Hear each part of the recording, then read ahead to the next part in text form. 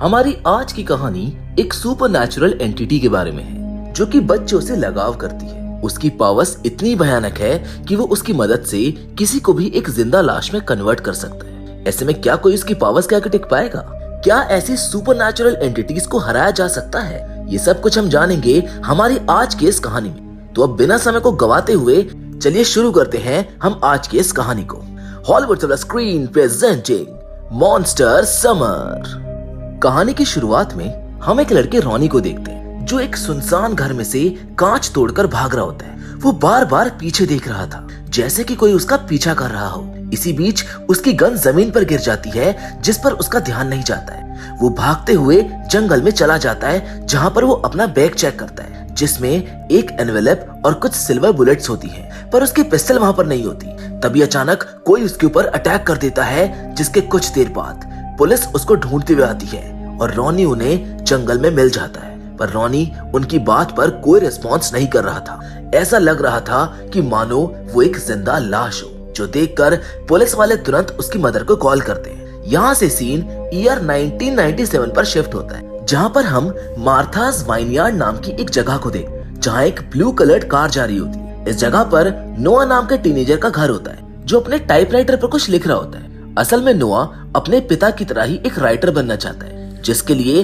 वो दिन रात इसी काम पर लगा रहता था। यहाँ हम देख पाते हैं कि नोआ के डैड उनके साथ नहीं रहते हैं, जबकि उसकी मदर एबी ने उनके घर पर पेइंग गेस्ट रखे हुए थे, जिसमें प्रेजेंट में वहाँ मिस हेल्वेसन नाम की एक लेडी रहती थी। मिस हेल्वेसन का आउटफिट एक विच की तरह लग रहा था जो कि एबी को काफी अजीब लगता है, पर फिर भी वो इस पर कुछ नहीं कहती है। वहीं नोआ का आर्टिकल अब कंप्लीट हो चुका था, जिसके बाद वो एक रेस्टोरेंट में एक न्यूज़पेपर एडिटर से मिलने जाता है। वो नोआ के आर्टिकल को पढ़कर उसे प्रिंट करने से मना कर देता है क्योंकि उसने उसमें सुपरनैचुरल एंटिटीज के बारे में लिखा होता है, जिसे प्रिंट करना उसे ठीक नहीं लग रहा था क्योंकि न्यूज़पेपर में फैक्ट्स प्रिंट्स होते हैं, ना कि मन की बातें। वो नोआ को ये भी समझाते हैं कि उस टाउन में टूरिस्ट रिलैक्स करने के लिए आते हैं और वो भी इस तरह का कंटेंट पढ़ना पसंद नहीं करेंगे। यहाँ इनकी बातों से हम ये भी जान पाते हैं कि नोआ के पिता एक जर्नलिस्ट थे। वो किसी काम से वहाँ से बाहर गए थे और अब तक वापस नहीं आए। खैर, इन सब के बाद नोआ अपने फ्रेंड्स के साथ बेसबॉल खेलने जाता है जहाँ उसका फ्रेंड बेन एक शानदार शॉट से उनको मैच जिता देता है। असल में नोआ, बेन, सैमी और यूजीन आपस में अच्छे दोस्त थे और वो सभी टीनेजर्स हमेशा साथ रहा करते थे। इन सब के बाद वो लोग घर जा रहे होते हैं। तभी रास्ते में एक घर आता है जिसे देखकर वो आपस में उसके बारे में बात करने लगते हैं। असल में उस घर के ओनर के बारे में ऐसी अफवाह थी कि उसने पूरी फैमिली को मारकर अपने गार्डन में दफना दिया है और इसलिए जो आदमी अब वहाँ पर रहता है वो कभी भी उस घर से बाहर नहीं आता। ये सब डिस्कस करने के बाद वो सब लोग उस घर के अंदर जाकर देखने का फैसला करते हैं। अब फैसला क्यों करते हैं ये तो आपको पता ही है, क्योंकि थे तो वो आखिर सब टीनेजर्स। नोआ के दोस्त उस घर में जाना नहीं चाहते थे, पर नोआ को उस अफवाह पर विश्वास था, जिसे प्रूव करने के लिए वो उन सभी को उस घर में ले गया था। बाहर से वो लोग देखते हैं कि वो आदमी कुछ काम कर रहा है, जिसके बाद वो लोग चुपके से घर में घुस जाते हैं और छानबीन करने लगते हैं। तभी वो आदमी अंदर आने लगता है, जिसे देखकर सभी बच्चे वहाँ से चिल्लाते हुए भाग जाते हैं। पर इस हड़बड़ी में नोआ का स्कूल बैग उसी घर में रह जाता है। अब वो उसे वापस लेने तो नहीं जा सकता था, इसीलिए वो सभी लोग अपने अपने घर चले जाते। उस रात बेन नोआ से मिलने आता है, जो उसको बताता है कि आज रात वो अपनी गर्लफ्रेंड एली के साथ जंपिंग ब्रिज पर स्विमिंग करने जा रहा है। जिसके बाद हम देखते हैं कि एली और बेन रात में स्विमिंग करने के लिए जाते हैं। वो लोग पूल में एंजॉय कर ही रहे होते हैं कि तभी वहाँ पर एक अजीब सी लेडी आ जाती है। वो उन लोगों से कहती है कि रात में बच्चों को स्विमिंग नहीं करनी चाहिए, जिसके बाद अचानक वो खुद भी उस पूल में कूद जाती है। ये देखकर बेन और एली घबरा जाते हैं और उस पूल से बाहर निकलने की कोशिश करने लगते हैं, जिसमें एली तो कामयाब हो जाती है, पर बेन को कोई पानी में खींच लेता है और तभी एली को पानी के अंदर एक व्हाइट लाइट दिखती है, जिसके बाद वो डरकर वहाँ से भाग जाती है। अगली सुबह नोआ देखता है कि कोई उसका बैग उसके घर के बाहर रख कर गया है, जिसमें नोआ को एक बुक भी मिलती है। ये सब देखकर वो समझ जाता है कि उस आदमी के बारे में जो भी अफवाह थी वो सब गलत है। इन सब के बाद वो बेन से मिलने जाता है, जहाँ पर वो देखता है कि उसके घर के बाहर पुलिस है। वो छुपकर बेन की मदर और पुलिस वालों की बातें सुनने लगता है, जहाँ पर उसको पता चलता है कि कल रात से बेन अजीब सा बिहेव कर रहा है। ये सुनकर वो बेन से मिलने जाता है। वो बेन से बात करने की कोशिश करता है, पर वो उसकी बात का कोई भी जवाब नहीं देता है, जिससे नोआ ये समझ जाता है कि जरूर बेन के साथ कुछ हुआ है।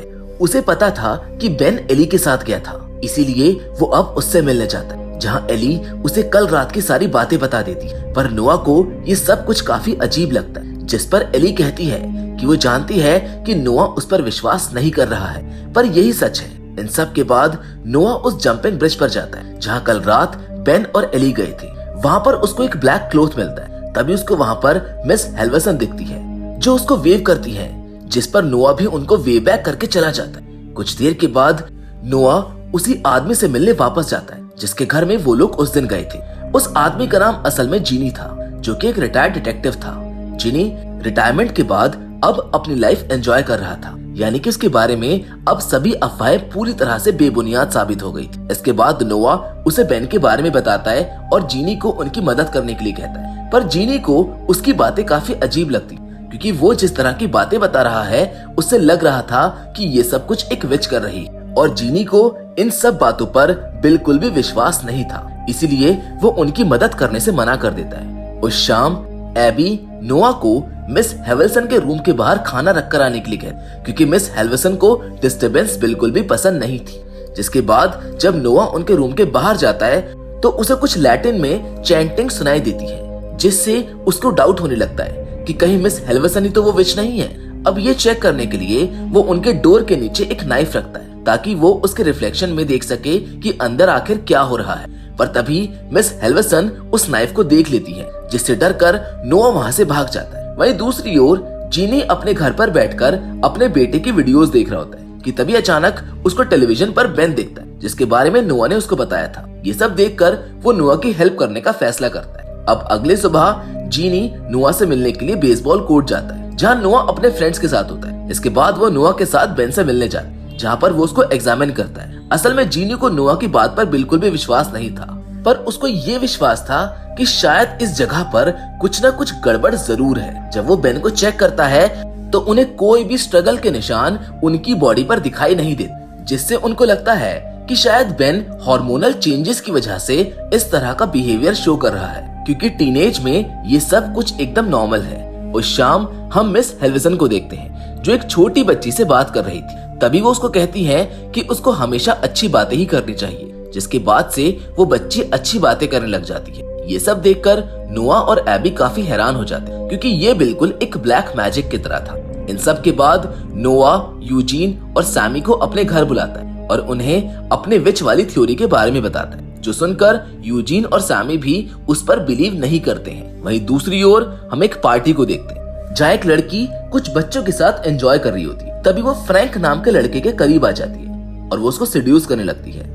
फ्रैंक भी उसकी बातों में आ जाता है, जिसके बाद वो उसको जंगल में ले जाती है। तभी फ्रैंक उससे कहता है कि उन लोगों को वहाँ पर नहीं आना चाहिए था, क्योंकि वहाँ पर बहुत सी माइंस बिछी हुई हैं और अगर उन पर गलती से पैर पड़ गया तो वो ब्लास्ट हो जाएंगी। पर वो लड़की उसके और पास आने लगती है और तभी हम देखते हैं कि उसके हाथ अचानक से बदलने लगे हैं और तभी वहाँ पर एक बहुत बड़ा ब्लास्ट हो जाता है। अगले सुबह नोआ टेलीविजन देख रहा होता है, जहाँ उसको फ्रैंक के बारे में पता चलता है, जो कि बाकी लोगों की तरह नम हो चुका था। ये सब देखकर नोआ जीनी के साथ उस जगह को इन्वेस्टिगेट करने के लिए जाता है। उनको वहाँ पर एक बड़ा होल मिलता है, जो वहाँ पर उस माइन ब्लास्ट की वजह से हुआ था। तभी नोआ को वहाँ पर एक टूटी हुई ब्रूम और वैसा ही एक काला कपड़ा मिलता है, जैसा कि उसको बेन वाली लोकेशन से मिला था।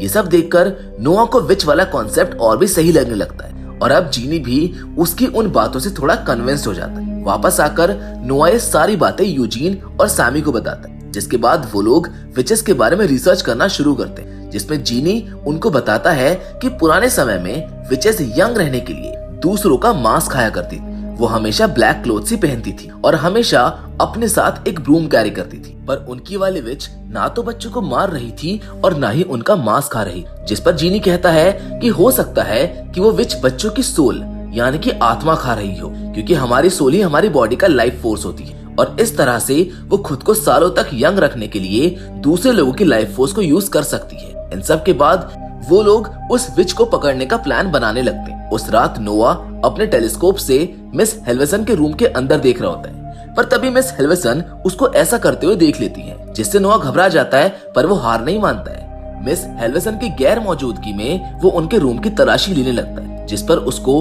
वही काला कपड़ा मिलता है जो उसे सारी लोकेशंस पर मिला था, जिससे उसका मिस हेल्वेसन पर शक और भी गहरा हो जाता है। पर तभी उसे मिस हेल्वेसन के वापस आने की आवाज सुनाई देती है, जिससे वो उनके क्लोजेट में छुप जाता है। अगले सुबह जब मिस हेल्वेसन काम से कहीं जाने लगती है तो नोआ और उसके दोस्त मिस हेल्वेसन का पीछा करने लगते हैं, जिससे वो लोग एक ऑडिटोरियम पर पहुंच जाते हैं। वहाँ मिस हेल्वेसन बैक स्टेज पर एक बच्चे को पकड़कर अपने साथ ले जा रही हो, जो देखकर नोआ और उसके दोस्त उनको धक्का देकर जमीन पर गिरा देते हैं और उन पर होली वाटर डालने लगते हैं। पर इन सब से मिस हेल्वेसन को कुछ भी नहीं होता है। असल में मिस हेल्वेसन बच्चों के ऊपर एक बुक लिख रही थी, जिसे प्रमोट करने के लिए वो यहाँ पर आई थी। पर नोआ और उसके दोस्तों की वजह से सब कुछ खराब हो गया था। इन सब से नाराज होकर मिस हेल्वेसन नोआ के घर से सारा सामान लेकर चली जाती है। ये सब देखकर एबी नोआ पर काफी नाराज होती है, क्योंकि नोआ की वजह से उसका एक सोर्स ऑफ इनकम खत्म हो गया था और इस वजह से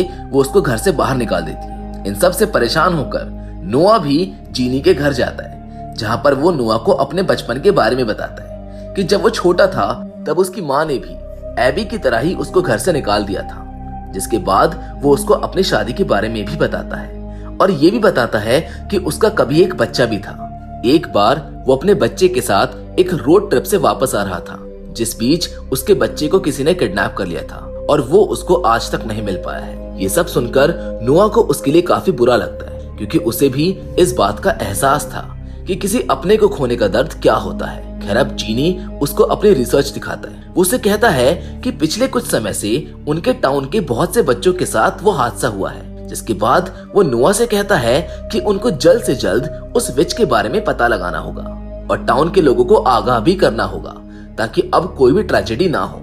वहीं दूसरी ओर हम एक ब्लू कलर की कार को देखते हैं, जो एक छोटी बच्ची के पास से गुजरती है और देखते ही देखते उसको भी वो बाकी लोगों जैसा बना देती है, जिससे ये तो क्लियर हो जाता है कि वो ब्लू कलर की कार असल में उसी विच की है। उधर नोआ और जीनी टाउन के लोगों को इस बारे में बताने के लिए एक न्यूज़पेपर एडिटर और पुलिस ऑफिसर से मिलने के लिए जाते हैं, जहां जीनी उन सभी को कन्विंस करने की कोशिश करता है कि इस टाउन में बहुत से अनयूजुअल चीजें हो रही हैं, इसीलिए उन्हें टाउन के लोगों को बचाने के लिए एक आर्टिकल इस बारे में निकालना चाहिए। जिस पर वो एडिटर उसका मजाक बनाने लगते हैं, क्योंकि उसका मानना था कि ये सब तो हर साल होता है। जीनी उसको समझाने की कोशिश करता है, वो उन लोगों को कुछ प्रूफ्स भी दिखाता है, पर वो दोनों उसकी बातों पर हंसने लगते हैं। तभी वहाँ पर नोआ आ जाता है और उन्हें उस विच के बारे में बताने लगता है, जिससे सभी को यकीन हो जाता है कि नोआ और जीनी दोनों ही बेकार की बातें कर रहे हैं। अभी तक जीनी बिना किसी सुपरनैचुरल एंटिटी के जिक्र किए ही उनको समझाने की कोशिश कर रहा होता है, पर जब नोआ वहाँ पर आकर विचेस की बात बताता है तो जीनी भी उसका सपोर्ट नहीं करता है। वो ये कह देता है कि नोआ अभी एक बच्चा है, इसीलिए वो ये सब बोल रहा है। अब जीनी की ये बात सुनकर नोआ को बहुत बुरा लगता है, क्योंकि उसे अब तक लग रहा था कि एटलीस्ट जीनी तो उसके ऊपर विश्वास कर रहा है, पर जब जीनी ने भी ऐसा करने से मना कर दिया तो उसका दिल टूट जाता है। इसके बाद नोआ बाहर जाता है, जहां उसे उसके दोस्त यूजीन और सैमी मिलते हैं। वो उन दोनों से पूछता है कि क्या उनको उस पर बिलीव है, जिस पर वो कहते हैं कि नोआ के डैड जब से गायब हुए हैं तब से वो ये प्रूव करने में लगा हुआ है कि उस टाउन में कोई सुपरनैचुरल एंटिटी है, पर ये सब सच नहीं है और यही वजह है कि उनके पेरेंट्स ने भी उन्हें नोआ से दूर रहने के लिए कहा है। ये सब सुनकर नोआ को और भी ज्यादा बुरा लगता है और वो अपनी सभी रिसर्च फाइल्स को लेकर समुद्र किनारे चला जाता है। वो उनको वहीं पर फेंक देता है, क्योंकि जब कोई उस पर विश्वास नहीं कर रहा है तो आखिर उन सब चीजों का क्या ही फायदा है। अगले दिन नोआ बेसबॉल कोर्ट जाता है। वहाँ वो देखता है कि उसका दोस्त बेन पहले की तरह एक भी शॉट नहीं खेल पा रहा था। उस शाम जब यूजीन घर जा रहा होता है तब वही ब्लू कार उसका पीछा कर रही होती है, जिस पर वो बहुत घबरा जाता है। कुछ देर के बाद नोआ उसी रास्ते से होकर गुजरता है और देखता है कि यूजीन का बैग और साइकिल वहाँ पर पड़े हुए हैं, जिससे वो अपने दोस्त की मदद करने के लिए जंगल की तरफ भागता है, जहाँ पर उसको यूजीन एक पेड़ के पास डरा हुआ मिलता है। और तभी वो विच उसके सामने आ जाती है, जो नोआ से कहती है कि उसको बार बार उसके रास्ते में नहीं आना चाहिए, जिससे वो दोनों डरकर वहां से भागने लगते हैं। तभी यूजीन नोआ से कहता है कि ये सब उसकी ही वजह से हुआ है और वो उसको खुद से दूर रहने के लिए भी कहता है। इसके बाद जब नोआ घर वापस जा रहा होता है तो उसके पीछे वही ब्लू कार आने लगती है, जिससे घबरा कर वो जीनी के घर चला जाता है और उसको सारी बात बता देता है। यहाँ जीनी भी उससे उसके रेस्टोरेंट वाले बिहेवियर के लिए माफी मांगता है। ये सुनकर नोआ उससे पूछता है कि क्या सच में उसे उस पर बिलीव नहीं है, जिस पर जीनी उसको अपनी पास्ट की बहुत सी रिसर्चेस दिखाता है, जिससे ये प्रूव होता है कि इंग्लैंड के अलग अलग पार्ट से इस तरह के कई सारे बच्चे गायब हुए थे। यहाँ जीनी उसको रॉनी के बारे में भी बताता है, जो कि वो पहला लड़का था जिस पर उस विच ने अटैक किया था। जीनी नोआ को ये भी बताता है कि वो कल उससे मिलने जा रहा है। इन सब के बाद नोआ अपने घर जाता है, जहाँ एबी उसे उसके डैड के कुछ पुरानी चीजें दिखाती। वहीं दूसरी ओर हम जीनी को देखते हैं, जिसके टेलीविजन पर अचानक से उसकी वाइफ और बच्चों की एक वीडियो आने लगती है। यहाँ उसका बच्चा उससे ये पूछ रहा होता है कि आखिर जीनी उसको लेने अभी तक क्यों नहीं आया है। ये सब देखकर जीनी बहुत ही शॉक्ड हो जाता है। वहीं नोआ जब अपने रूम में होता है तो उसके साथ भी कुछ पैरानॉर्मल चीजें होने लगती और उसे विच की तरफ से एक डरावना मैसेज भी रिसीव होता है। अगले दिन जीनी रॉनी से मिलने के लिए जाता है, पर रॉनी उसकी बातों का कोई भी रिस्पॉन्स नहीं दे रहा होता है। तभी जीनी को रॉनी के रूम में कुछ फोटोज और एक मैप मिलता है, जिसको स्टडी करने पर उसको एक शॉकिंग ट्रुथ पता चलता है। वहीं दूसरी ओर हम नोआ को देखते हैं, जो अपने फ्रेंड्स के साथ बेसबॉल खेल रहा होता है। तभी उसे एम्पायर के शू पर रेड एलगी लगा हुआ दिखता है, जिससे उसको कुछ डाउट होता है। इसीलिए वो एक बॉल मिस कर देता है और जब एम्पायर उसको सिग्नल देता है तो वो देखता है कि उसका हाथ भी जला हुआ है, जिससे उसका शक यकीन में बदल जाता है। इसके बाद वो यूजीन और सैमी को बताता है कि उसने हमेशा सभी लोकेशंस पर रेड एलगी को देखा है और एम्पायर के शू पर भी वही सेम एलगी लगी हुई है, और उसके साथ साथ उसके हाथ पर उस बर्न का निशान भी है जो शायद उस माइन एक्सप्लोजन के कारण हुआ होगा। ये सब सुनकर अब वो सब अंपायर के घर तलाशी लेने जाने का फैसला करते। वो सब वहाँ पर कैमरा भी लेकर जाते हैं ताकि वो घर के अंदर की रिकॉर्डिंग कर सके। वहाँ पर उनको उन सारे बच्चों की फोटोज मिलती है जो अब तक विच का शिकार हुए थे, जिनमें से एक फोटो नोआ की भी थी। तभी अचानक कोई उनको पीछे से आकर बेहोश कर देता है, और जब उन सभी की आंखें खुलती है तो वो देखते हैं कि एम्पायर ने उनको बांध कर रखा हुआ है और अब वो दो नाइफ के साथ उनकी तरफ बढ़ रहा है। वो सबसे पहले नोआ को अपना शिकार बनाता है और उसको खींचकर दूसरे रूम में लेकर चला जाता है। इसी बीच नोआ टेबल से लाइटर गिरा देता है और अपने दोस्तों की तरफ फेंक देता है, जिससे यूजीन और सैमी अपने आप को फ्री कर लेते हैं। इसके बाद वो नोआ को बचाने के लिए जाते हैं। वो लोग विच पर हमला करते हुए वहां से भागने लगते हैं, पर विच उनके पीछे आने लगती है। वो उन्हें पकड़ने वाली होती है, पर तभी वहां पर जीनी आ जाता है, जो उस विच पर सिल्वर बुलेट्स का इस्तेमाल करता है, जिससे विच कुछ देर के लिए कमजोर हो जाती है और वो सभी बच्चों को वहां से जाने के लिए कह देता है। पर नोआ उसकी हेल्प करने के लिए वहीं पर रुक जाता है, जिससे वो विच उसे पकड़ लेती है और उसकी सोल सक करने लगती है। पर तभी जीनी बहुत से सिल्वर बुलेट्स उस पर शूट कर देता है, जिससे उस विच के अंदर से सभी बच्चों की सोल्स निकल जाती हैं और उसका अंत हो जाता है। इस बीच विच का पूरा घर जल जाता है, जिसके साथ वो सभी एविडेंसेस भी जल जाते हैं जो उन लोगों ने कलेक्ट किए थे। खैर, अब सभी बच्चों की सोल वापस आने से वो सब बच्चे नॉर्मल हो जाते हैं। जहाँ पर फाइनल सीन में हम देखते हैं कि बेन बेसबॉल खेल रहा होता है, जहाँ वो शुरू के 2 शॉट्स नहीं खेल पाता है, पर जैसे ही उसकी सोल उसकी बॉडी में वापस आती है वो एक बेहतरीन शॉट मारता है, जिसके साथ ये कहानी यहीं पर खत्म हो जाती है। तो दोस्तों, मैं उम्मीद करता हूँ कि ये फैंटेसी से भरी कहानी आपको पसंद आई होगी। बाकी फिलहाल आज के इस वीडियो में बस इतना ही, लेकिन हमेशा की तरह हम आपसे जरूर मिलेंगे, और वो भी एक और नई इंटरेस्टिंग कहानी के साथ। पर तब तक के लिए धन्यवाद।